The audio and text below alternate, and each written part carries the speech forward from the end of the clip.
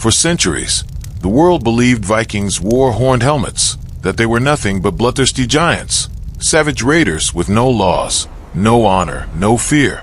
But what if the truth is far from legend? What if behind the myth lies a story of farmers, explorers, dreamers, and men of flesh and doubt? Tonight, we uncover 10 Viking misconceptions that history has twisted into legend and legend has carved into myth. The sky burned with fire, not from the sun, but from the villages already set ablaze. Smoke coiled into the heavens like the breath of a furious god, and beneath it, the sea swallowed the horizon in dark, rolling waves. A Viking longship carved through the water, its prow sharp as a predator's beak. Oars struck in unison, pounding the ocean with the rhythm of war drums, each stroke timed to the pounding of anxious hearts. Skalds would one day sing that these men were demons, horned devils who came with the wind, fearless and unyielding, monsters in human form. But legends lie. Look closer, and you would see the tremor in their hands as they gripped salt-slick oars. You would hear the whispered prayers to gods who rarely answered. You would see fear, real, sharp, and human, in the eyes of men who sailed into death as often as they sailed into victory. They were not gods. They were not demons. They were men, hungry, scarred, and fragile. And yet, it was from this very fragility that their legends were born. A young warrior, barely 20 winters old, clutched the rim of his shield as the longship cut through the storm. His name was Rold, nephew to the great Eirik, and he had grown up with the stories of horned helmets gleaming under the northern lights. He had imagined himself as one of those gods of war, towering and invincible. But the helmet that pressed against his brow was nothing more than iron, dull, heavy plain. No horns curved from its sides. No ornament gleamed in the moonlight. It was not the helmet of a god, but the helmet of a farmer's son. That was the first lie. The horns were never theirs. Centuries later, artists and dramatists would place them there, sculpting a monster out of men, because monsters sell better than farmers. The truth was simple. Their helmets were practical, their armor crude, their lives unadorned. Rold knew this as the rain ran down his face.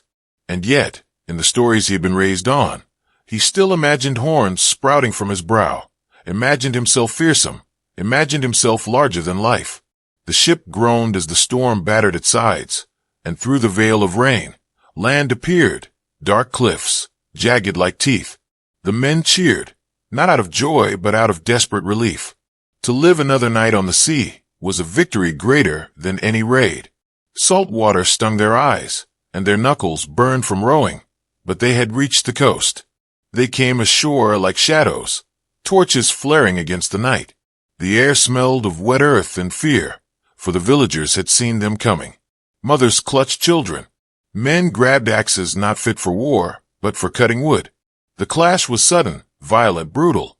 Fire licked the thatch of rooftops, screams split the night. Steel rang against steel. And again, the stories would say they were nothing but raiders, merciless wolves who lived only for pillage and slaughter. That was the second lie. For though the night was drenched in violence, these men were not born from war alone. They had fields at home, and herds of cattle. They had wives and children waiting, or parents growing too old to work the land. They raided not simply for bloodlust, but for survival, because the soil of the north was cruel, and the sea gave little mercy. They were farmers and traders before they were warriors. Some sought silver, some sought land, and some sought glory. But the truth, raw and unromantic, was that most sought only enough to see their families through another winter. Rold paused in the chaos, his sword dripping, his breath ragged. A villager knelt before him, hands raised, begging in a language Rold barely understood. The boy's eyes were wide, and in them Rold saw not an enemy, but himself, hungry, terrified, human. For a moment, the blade wavered in his grip. Then another Viking rushed past, and the moment was gone, swallowed by fire. Later, when the fighting had died down and the spoils were counted, an old woman approached Rold. She was a seer, or so she claimed, her eyes clouded but sharp, her voice low and steady. She looked upon him as though she could see the shape of his death. Rumors whispered that women like her, shield maidens and witches, fought side by side with men, wielding axes and magic alike. Skalds wrote of them as if they were queens of war. But that was the third lie. There were women who took up arms, yes. Archaeology hints at graves where sword and shield lay beside a woman's bones.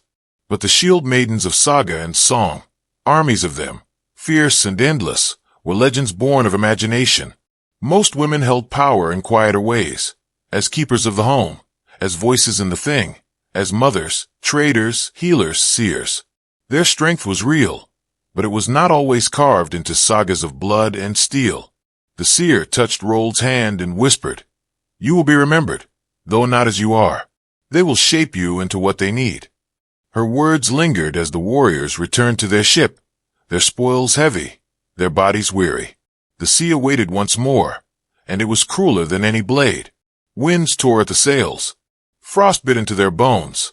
They huddled together, teeth chattering, skin cracked from salt and cold. Hunger gnawed like wolves at their bellies. A storm rose, waves black as mountains, smashing the ship until men screamed louder than the wind itself. And the world would later say that Vikings were giants, men of monstrous size and strength, unstoppable and unyielding. That was the fourth lie. In truth, they were no larger than other men of their age. Their frames were hardened by labor, but they bore scars of malnutrition, disease, exhaustion. Average in stature, often shorter than the tales claimed. They were not gods carved from stone but fragile bodies at war with the sea.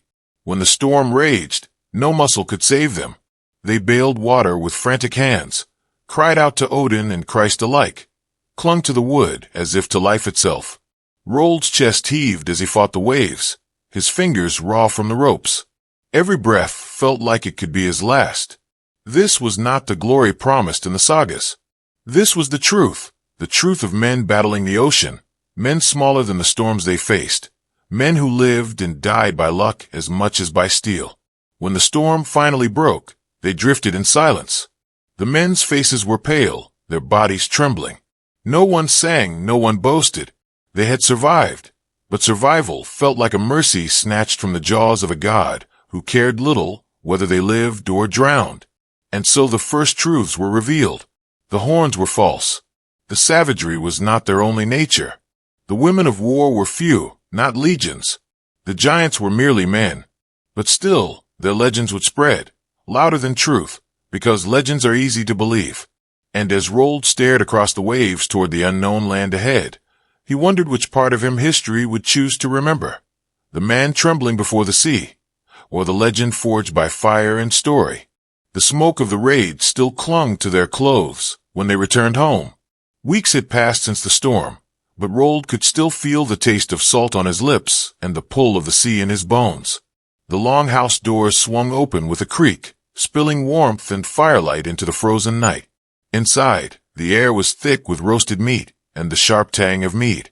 Warriors gathered in rows along wooden benches, voices rising in laughter and argument, faces painted in the red glow of the flames. Here in the hall, the legends claimed Vikings lived like beasts, dirty, wild, reeking of blood. But as Rold laid aside his furs, he saw the truth. Men and women passed combs through their hair. Brass basins of water stood at the corners, steam rising. Soap made of lye and ash was traded with pride. And even in the depths of winter, they washed, groomed, cleaned. That was the fifth lie. They were not savages of filth. They were cleaner than many of the kingdoms they raided, bathing once a week when most of Europe managed only once a year. Rold thought of the way the villagers had recoiled from their smell. Yet it was not stench, but the musk of seawater and sweat. Skalds would later twist that into filth, but the truth was far different. The skald at the center of the hall struck his harp, his voice weaving through smoke and laughter. He sang of Odin's eye, of Thor's hammer, of men who carved their names into stone with blood and fire. But the hall quieted when another man entered, tall, sharp-eyed, his cloak trimmed with fur. This was Jorund, a rival chieftain, come to feast but not to celebrate. His smile was thin, his gaze sharp as a dagger's point. Rold stiffened. He had heard of this man. Ruthless, cunning, and hungry for power. The fire cracked as Jorund raised a cup. "We drink tonight," he said, "to honor the sea's children. But tomorrow we speak of land." The hall shifted uneasily. Men spoke in whispers. There were laws here, though legends claimed otherwise. They called it the Thing, an assembly where free men decided disputes, carved justice into words instead of swords. Oaths mattered, rules mattered, because without them chaos would swallow even the strongest clan. That was the sixth lie. They were not men without law. They carried codes stricter than kings, punishments for betrayal, exile for crimes. The Thing was no myth. It was their backbone. Rold had seen men stand before it, trembling as neighbors judged them, their fates decided by the voice of the people. But laws did not end ambition. Joran's eyes lingered on Irik's kin, his words smooth, his tone poisoned with promises. That night, when the feast broke and men staggered to their beds, Rold heard the whispers. Rivalry was sharpening into betrayal. The duel came the next day. Snow fell in heavy flakes as two men stepped into the ring. Shields raised, swords glinting. The crowd pressed close. Rold watched as steel clashed on steel, as blood splattered across white snow. One of Joran's men fought like a mad beast, eyes wide, lips curled back, foam flecking his mouth. Every swing came wild, frenzied, unthinking. The crowd roared berserker. The sagas would one day say berserkers could not be killed, that blades broke upon their skin, that they were wolves in the shape of men. But as Rold watched, he saw not magic, but madness. A man consumed by fury, perhaps by herbs, perhaps by drink, but still flesh and bone. His body bled, his bones broke, and though he fought with a frenzy that chilled the blood, he was still mortal. That was the seventh lie. The duel ended with a scream, and silence fell heavy as the snow. Honor was claimed. Blood was spilled, and though the berserker's rage had terrified them all, he lay broken in the dirt like any man. Days later, Rold sat with the seer again. Her eyes glowed in the firelight, and her voice was heavy with prophecy. "You will go where the land ends," she whispered, "where another faith rises. The gods will battle for your soul, and in their war, you will be torn apart." Rold frowned. He had grown up with tales of Odin, of Freya, of the Allfather's hall where warriors drank after death. But around him, whispers spread of new gods, white crosses carried by strangers, Christ's name spoken where Thor's once thundered. Not all men worshipped the same. Not all prayers rose to the same sky. That was the eighth lie. The sagas would later paint a single picture. All Vikings bowing to Odin, feasting in Valhalla, united in faith. But the truth was fractured. Some clung to the old gods. Others turned to Christ. Others bent their knees to both, hedging their bets against eternity. Faith was not uniform. It was contested, shifting, breaking apart as the centuries passed. Conflict was not only between men and kings, but within the soul itself. Rold felt it like a weight. Was his fate carved by the Norns, or shaped by his own hand? Would he die for Odin's hall, or beg mercy from Christ? When the time came, they set sail again. Their ships cut through gray waters toward England. The wind was bitter, the waves relentless.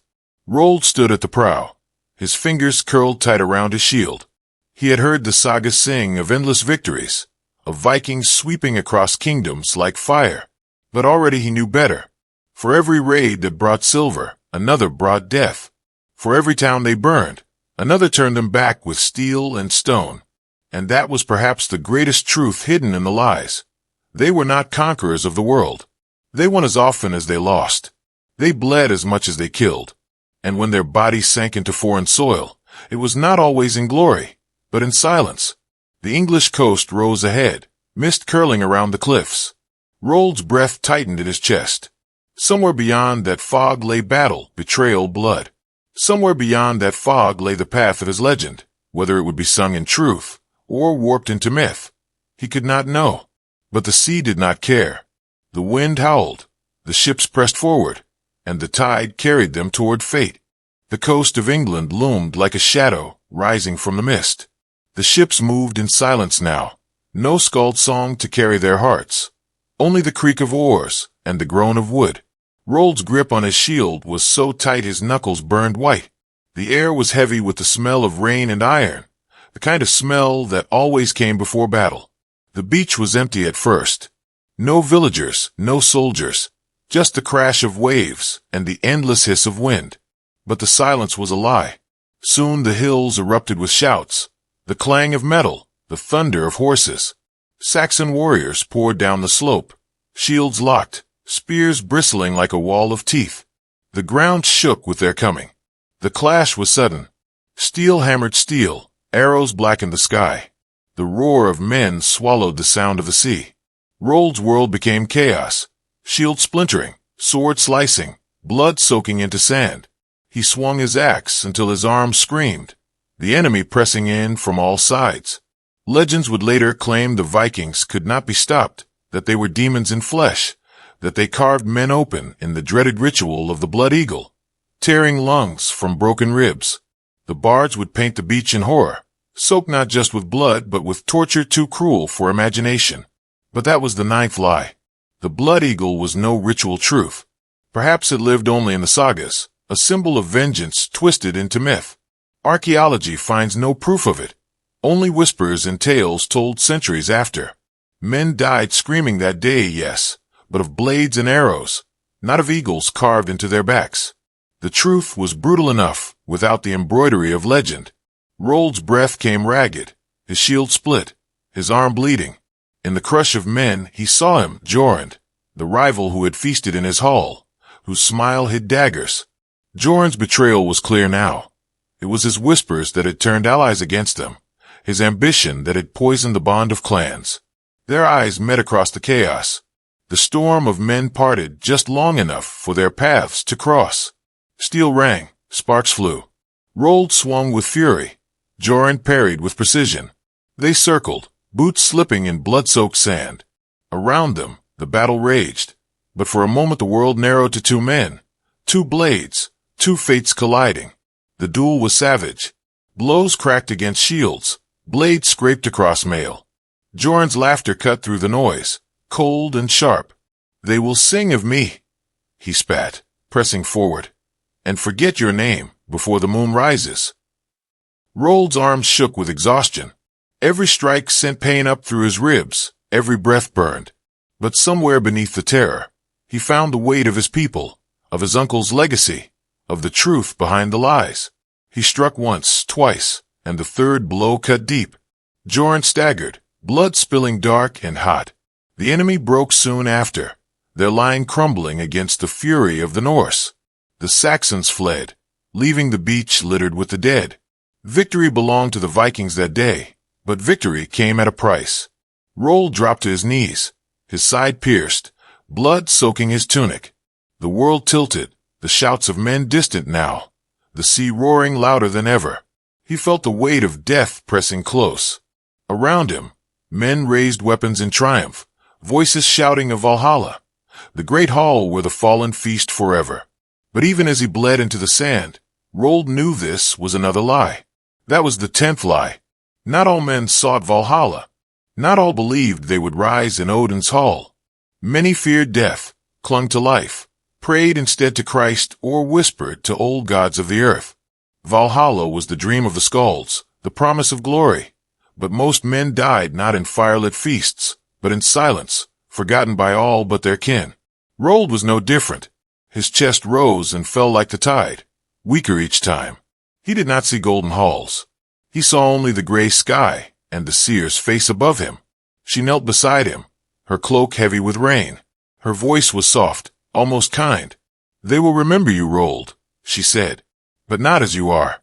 They will shape your memory into a sword sharper than truth. They will carve away the weakness, the fear, the hunger. They will make you larger than life, and the world will believe it." He tried to speak, his lips dry, his voice a rasp.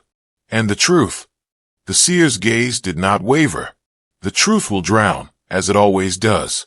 But legends never die. The surf rolled higher, carrying foam over the bodies of the fallen.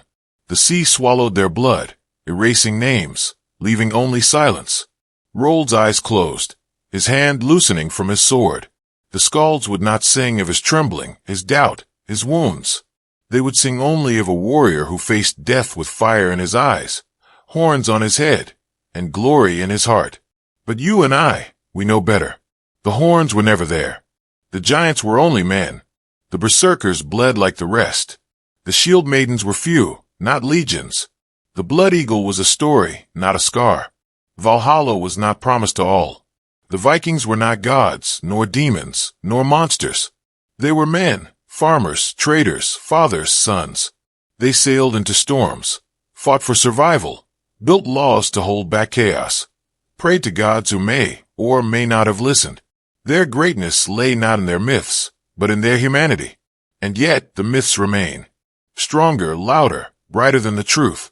The fire fades, the saga closes, but the legend lingers. So now, I ask you, what will you choose to believe? The horned helmets and the blood eagles, the devils of song and story, or the fragile men who carved their place in history with bare hands and broken steel?